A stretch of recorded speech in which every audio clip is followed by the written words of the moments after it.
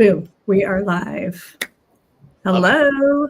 How are you Awesome. today? Thank you so much. We're good. Daniel, thank you so much for joining me today. And for those who are catching this for the first time, this is a JH Creative live series on Filipino Hustle Fridays. Thank you so much, Daniel. I'm super excited to feature you for today's episode. It is live 31 for Filipino entrepreneurs. So Congrats, and hopefully that continues to grow as more and more of us become entrepreneurs of our own. But yeah, thank you for having me. absolutely. And it's funny because we are consistently reaching out to Filipinos. So we want to feature more. We don't want to stay at 30, 31. I think it's great. More and more Filipinos have decided. I think pandemic was one of those kind of like bellwether moments for a lot of people to be like, I can also own my own business and kind of like reclaim the hours that you would normally spend at work for yourself. And I think that just like is generally true for a lot of Filipino Americans now. So yeah. Absolutely. And I want to do a quick intro on you, and then we'll dive into your story. I love how you're already diving in and engaging. So Daniel Corpuz is a talented pastry chef and chocolatier who combines craftsmanship, cultural storytelling, and entrepreneurship. With exceptional culinary training and experience in restaurants, he transitioned during the pandemic into the world of chocolate artistry, merging Filipino flavors with sophisticated design. Now, this is where I found him. His appearance on Netflix School of Chocolate opened up new avenues from pop-up events and a permanent storefront in NYC to international masterclasses and accolades in competitions. Through his creations, Daniel showcases Filipino culinary heritage in the realm of contemporary confections. And I'm going to obviously touch on more on your bio, but yeah, so I was watching Netflix randomly and I was like, oh my gosh, he looks Filipino, but I wonder. Then of course you mentioned it in episode 1 and I was like, oh my goodness, I need to see if we could get a hold of him. What's crazy is that like, I'm glad that unprompted, I brought that up. Because, you know, we're 5 years removed from filming and 4 years removed from when it actually first came out at this point. But that same sentiment is true, where I've had Filipinos come up to me and like, I thought you were like, you know how Filipinos have that sixth sense where it's like you can tell when somebody is Filipino? Or like at the grocery store, I'll be with my mom and she'll like start speaking Tagalog a bit louder to kind of vibe check the person in the aisle to see if they're also Filipino. So same concept where it's like, I'm glad I got that out of the way in the first kind of like episode for people to be like, okay, yeah, my suspicions were correct. He's Filipino. And now let's be all in on kind of supporting this person. I love how you do that. I feel like we all look into it. Like they do look like it. Let me Google it, right? We still investigate. You've also seen those TikToks or videos where it's like in the middle of a crowd, someone will do something like, hoi, or like something so like Filipino centric, and then everyone's like everyone looks back, and that's how again you can kind of like tell if someone is or not. So, yeah, really funny. Orps. Exactly. And we all hear my mom even just like kind of like doing it like across the room, like yeah. Oh my gosh, that's so funny. Yeah, no. So I mean, I tend to like jump around a lot, but before we do that, I wanted to ask you, when you were younger, did you know that you wanted to be a pastry chef or do something in food? So I think that story is always funny, right? Because it's like, for those who knew me as a child, or even like, they would not kind of like imagine that I'd be in the food industry. And the reason why I say that is because I tell people now that as a child, I was a picky eater, right? Where the only thing I would truly eat was white rice, right? No ulam, no nothing. It was just white rice. One of my final papers in culinary school was actually this idea that like I should have died because I was completely malnourished as a child, right? And to kind of like demonstrate the picky eaterness, my first full slice of pizza was in 7th grade, right? So what is that? 12-year-old me having cheese, tomato sauce, and bread for the first time. And as like a New Yorker, that's kind of like blasphemous.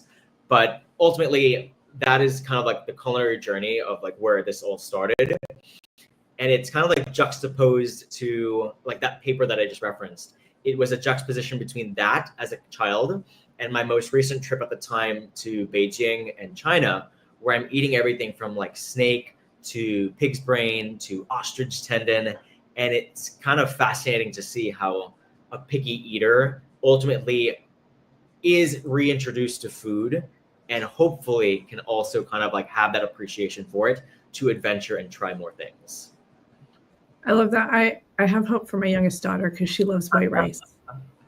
Yeah. I mean, like She's we're all picky. Filipino, right? Like we have to have white rice, right? That's kind of like a given, which also, of course, like leads into our pre-diabetic or diabeticness, and then the pork and everything else leads into the cholesterol. So it's kind of like we all sign up for it unknowing, but we all already are, you know, kind of like in that boat together. So you're New Yorker. You grew up in New York. Yes, you, even though like the accent's not as strong, there will be isms like chocolate. Once we start talking about chocolate, you will hear that, or like coffee, or like dog, and so on and so on. But yes, I grew up I've heard it a few times already. Glad. So like, did your parents move to New York first? Like how, like, what's the story? Yeah, so I guess like it's fascinating because like I am a first generation Filipino American. My parents immigrated here in the early 90s, mid 90s. Funny enough, they actually knew each other before they moved here, but they immigrated separately, and they just so happened to kind of be in the same circles that they re-met each other here in the US, in New York. To which they, you know, they got married, they had me. As the oldest of four, so I'm like kuya, right? I'm the panganay. My mom was very big growing up on Tagalog in the household, English outside. And it has served me well, right, to be able to still speak Tagalog to this day. Whenever people kind of like come into the store, or I'm doing a meeting, or as you referenced, kind of like the classes that I taught in Manila, being able to converse in Tagalog, of course, I think is such an asset. And I'm very grateful that my mom was very adamant to force me to learn and use it, because I look at my youngest brother now, who's like 12 years apart, just putting it out there first. He does not speak Tagalog or understand as much. And it's always funny because like whenever we're at a family gathering and like, you know, the chismis is going on, he's like, Kuya, what did the Maki say? What did they say? So I got to learn kind of like, you know, at least some words and so on. Yeah, I'm like your youngest brother. Got you. My parents, their excuse is the teacher said, please speak to her in English at home. So like they pretty much stopped. So I'm jealous. I'm glad you kept at it. And yeah, I have a Tito Maki too. Nice. I'm glad. Who's always chatting, and you're always like, what is up with what's the tea kind of deal? Yeah. So okay, did you start culinary in general, like a broader way, or did you jump into pastry? Yeah. So I actually went into pastry specific, right? And I think I'm kind of I was in middle school, high school when Food Network was kind of like at its height, right? Which is kind of hard to say right now, but kind of like when everyone was watching Chopped, Iron Chef, Cupcake Wars, and all those shows were out, right? And it was just fascinating because around like again we talked about picky eaterness, and like how I got out of that was actually food media. So there was one day I was like flipping through the channels, and I think I stumbled on like Food Network or TLC, whatever it might have been, and it was kind of like a pastry centric competition, right? 4 people, you know, 1 hour on the clock, and $10,000 on the line. And I was like, why don't I try this, right? So I started baking cupcakes, because again, cupcakes were big in like 2010s. And my first brother, his birthday was just around the corner. And I told my mom, I was like, Mom, I want to bake these cupcakes, right? And she's like, all right, sure. And very like, you know, kind of like supportive, but also very like dubious at the same time. But she allowed me to bake these cupcakes. And as I was baking them, I was so afraid that they were going to be so burnt or like over baked that I ended up completely under baking them. Like, to which the cupcakes were raw, right? And to this day, I talk about that story because it's like everyone at that party who had my cupcakes were so gracious to be like, they're good. But like now that I look back, I'm like, oh, I'm sure they were terrible. But that I think is a demonstration of like everyone, you know, around me being very supportive, and that kind of like, you know, fed into the delusion. I think at the time that's the best way to kind of like put it in context now. But yeah, like from then to now, it's crazy because pastry truly was the start, and it just continues to get deeper and deeper of a hole. Because again, like cupcakes, then cake decorating, then it was like croissants at some point during early culinary school. Then I worked in restaurants, and now it's chocolate is kind of like the avenue that I'm going down at this point. Yeah, so you went from raw cupcake to and make sure that we share Yes. to look at this. I mean, just absolutely just beautiful work, and look, oh, so professional. And you got to help me say his name. Amaury. Yeah. So Guichon. Chef Amaury Guichon. Yeah, and I saw him for the first time. I think either my kids shared his TikTok or, on social media, he's gone viral on Facebook. He has a huge following, just doing amazing work with chocolate. And so, yeah, when I saw you on the show, I was so excited and happy for you and for our community, Filipino community, just showcasing right now here some of your work. So what was it like working with him? It's fascinating because it's like Chef Amaury, of course, like when you see his videos, like you were referencing, like everyone kind of knows his face, his iconic smile, and kind of like what he does as a in theory, if you will. But much of who he is not really showcased, which is totally cool, right? Because it's like when you click on those videos, or every week if you follow him and you see it, it's like, all right, what did Chef Amaury make this time, right? In a very like inquisitive excitement, if you will. And that's how I knew him when I first met him, right? Where it's like, if you do watch the show, the first episode, he walks into the kitchen and all of us as chefs are surprised. And that's actually genuine surprise, because they actually didn't allow us to meet him before we started filming. They wanted that immediate kind of like raw reaction, which, again, 5 years removed now, it's crazy because it's like, if ever I need advice, I'm able to like, chat with him and be like, Chef, I need help on XYZ. And he's always been very like open to helping, which makes sense because though we see, of course, like his creations on Instagram, Facebook, TikTok as what they are, it's tied to his school. So he is ultimately an instructor and is someone who wants to teach, right? So the word that I usually use to describe it and like work with him, or like while I was working with him, was that he was very genuine, which is, I think, such a like heartfelt thing to see in a very cutthroat industry. Yeah, and you were the youngest contestant. Yes, I was. So was that like one at the time? Again, it was just all by chance. We're like, 2020, I was working at Manhattan, which is a Danny Meyer restaurant, running service, kind of like scooping ice cream every evening, 200, 300, scoops of ice cream or souffles, whatever it would have been. And I still remember to this day, like March 13th, 2020, I went into work like a normal day. We were already kind of seeing a drop off in kind of like private dining and catering events and so on and so on. And even just like seats, instead of being like a fully packed restaurant, you would see like openings. But yeah, March 13th, I went in, I was like prepping, I think it was like champagne foam. Like that was actually what I last made on that day. And I just finished like labeling, tying it off, putting it in the fridge. And then Chef Jason comes into the restaurant or into the kitchen being like, hey, you guys, we're going to close for a week. So because we were going to close for a week, we like got rid of all the things that we just made that wouldn't last. And ultimately that week never ended. So when I was stuck during lockdown, I had like 20 pounds of chocolate that I had from my alma mater. And I decided to be like, let's start making sculptures. Let's make, bonbons. Let's make kind of like whatever, just to like, keep me not going insane. I think that's the best way to put it. Right. Stay busy. Right. Yeah. I think I went insane in a different way, where I was like, oh, I'm getting really hyper fixated on this particular medium that I just kept posting things online, and a casting producer found me on Instagram, to which they were like, hey, do you want to be on this show? And I was like, yeah, why not? So yeah, that's kind of like the story of kind of like restaurant to that show. I'm so glad. I mean, that was my next question, really. You answered it. And then after that, it obviously opened up more opportunities for you. And, fast forward to April 2025, you reopened a permanent storefront. It's in Chinatown.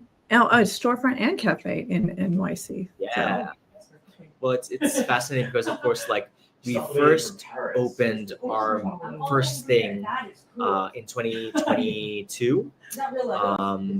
But of course, unfortunately, like that market. So we were in a food court. That was the kind of like the genesis of this brand and our first location.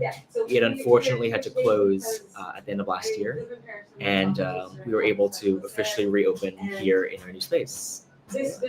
Awesome. And I know must be, I mean, in San Francisco and even New York, it's not the easiest to, just have anything related to food and retail, but yeah.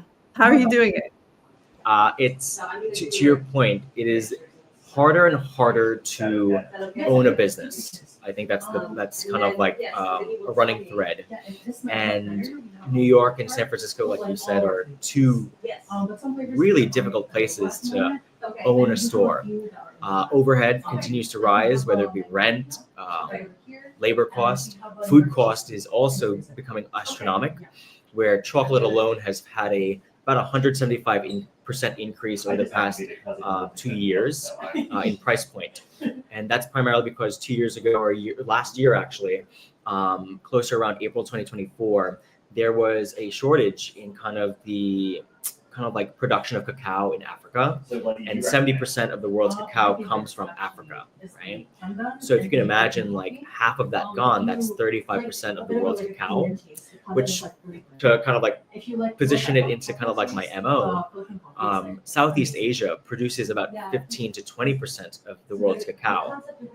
And the idea is if we can increase that percentage point, whether it be investing in the Philippines, Vietnam, Taiwan, Thailand, Indonesia, and so on and so on, we can then promote cacao from Asia into the wider audience, which is fun.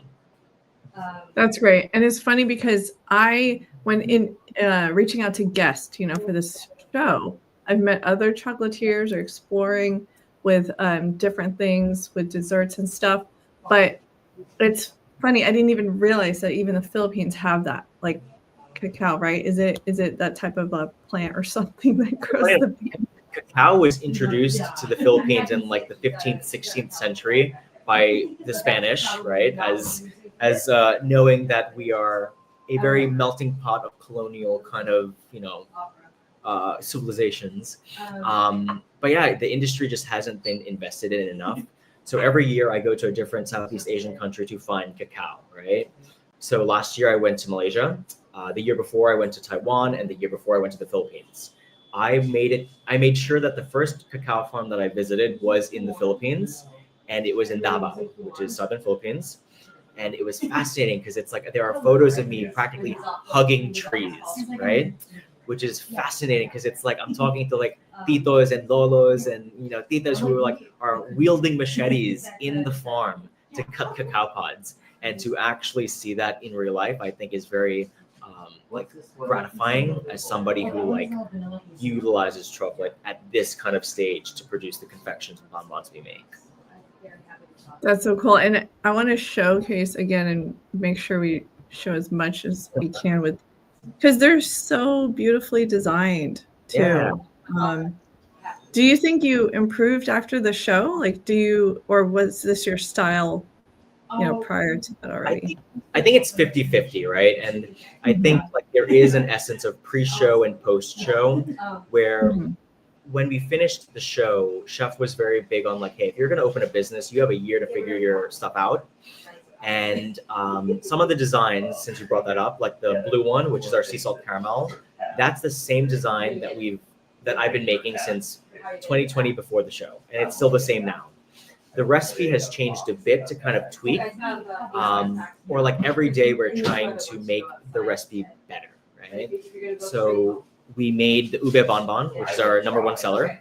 And it's fascinating because of course, ube right now is in its trending era. But of course, to us, ube has always been there. I red ribbon ube shakes are kind of my pinnacle of ube for me, right? And what's fascinating is that we're using real ube puree, right, versus just straight ube extract. And I've made connections with the Department of Trade with the Philippines to be able to source real ingredients for us to really introduce to people, right?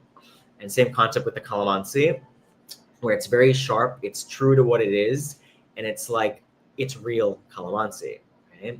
And I think that's the greatest part about what we're doing now is that because there aren't many people doing Filipino chocolate, this is my way to showcase culture through my medium of food. I love it. The colors are so rich too. It's amazing. I mean, yeah, ube is trending. I see it everywhere. Even Trader Joe's has product lines for ube. It's so cool. So I love that. So what's your favorite? Like, what is your best seller? Is it the blue, the one with the blue, or is it? What are you noticing people keep coming back for? Well, I think people, of course, see the blue one and they're like, that's the prettiest one, right? It's very like dynamic. But bestseller by the numbers is ube. Last year for Christmas or around Christmas time, on top of our normal production, we also sold 14,000 of the ube bonbons alone. Number 2 would be passion fruit, which is good. But then my personal favorites are yuzu cinnamon, as well as the calamansi. Funny, again, we talked about the calamansi, but I think the yuzu cinnamon is kind of like a holdover from like working in restaurants, where it's like, how does a bonbon eat, right? And during fall or during autumn, there is orange and cinnamon as a traditional flavor. But I was like, how do we make this Asian? So it's going to be yuzu, which is Japanese citrus, and Vietnamese cinnamon, which has a bit more florality to it versus that gratingness, which is fun. This is also fun. Let me make sure I share the Bilam bonbon box. Yeah. So top left is going to be the caramelized banana. That one is inspired by turon, which is, of course, caramelized banana. I love it. Purple is ube. Top right is going to be the pandan, which is always fascinating because many people don't know how to describe what pandan is. And I think the way that I've described it is that it is a leaf from Southeast Asia with a very coconutty green tea flavor profile. And even so, that's not the best way, but I think that's the easiest way, right?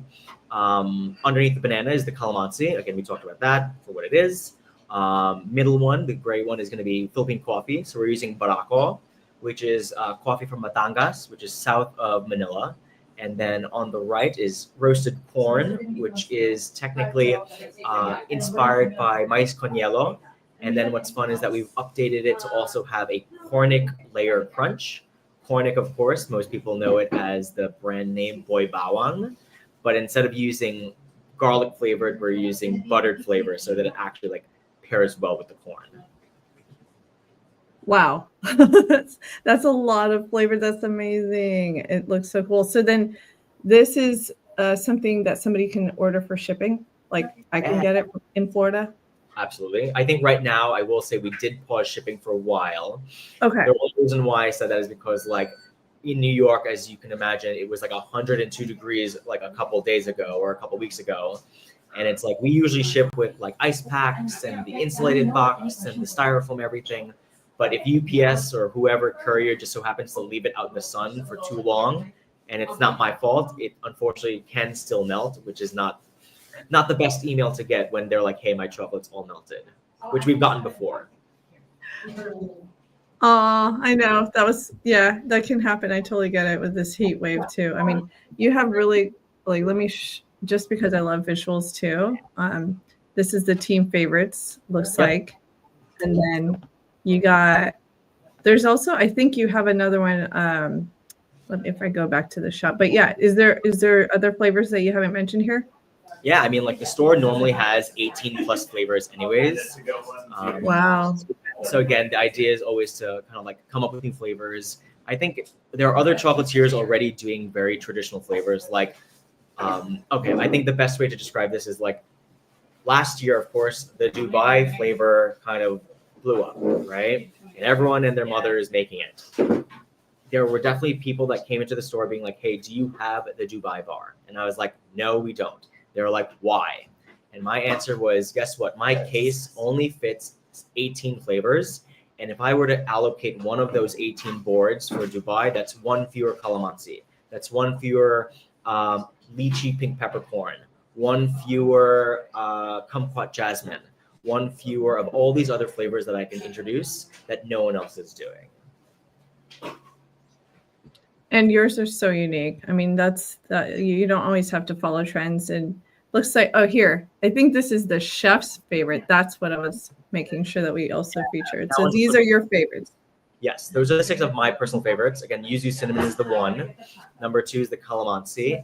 The Philippine coffee, I mean, like, I'm just a coffee head, so that's, I think, a given.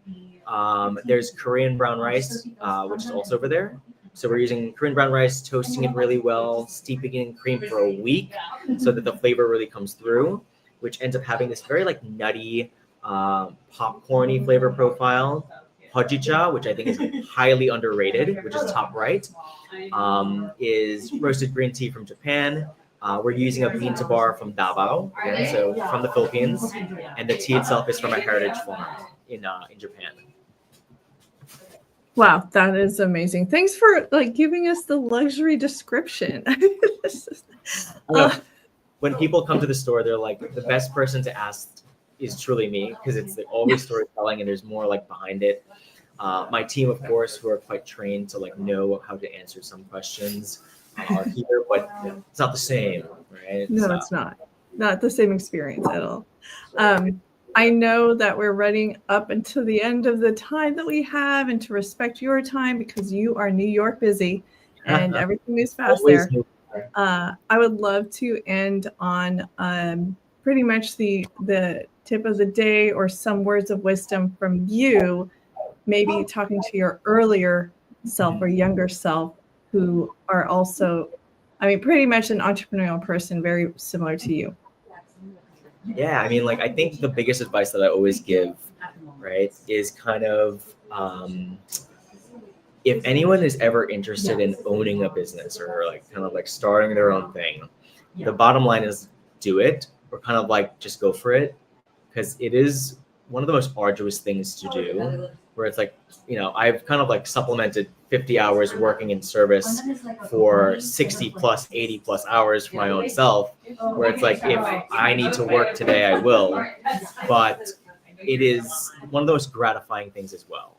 And I think, like I said, since we're in the industry of food, Filipino cuisine or Filipino ingredients is kind of like on the rise, in this idea that like ube, calamansi is like no longer unknown, and Filipino cuisine is more than lumpia and Jollibee at this point, which is, I think, a good thing.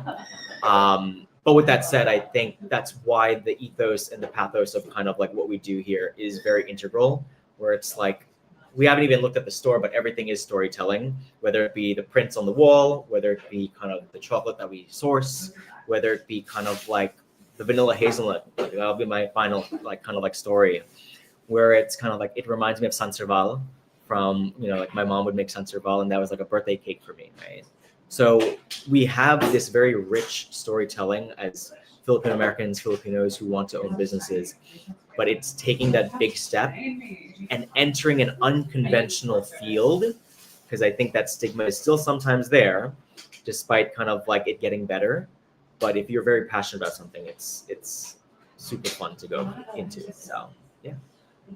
This is wonderful. And I wanted to end on this note that for people who don't know, Daniel was selected among 9 pastry chefs for a 2025 U.S. National Selection of the Coup du Monde. Yes.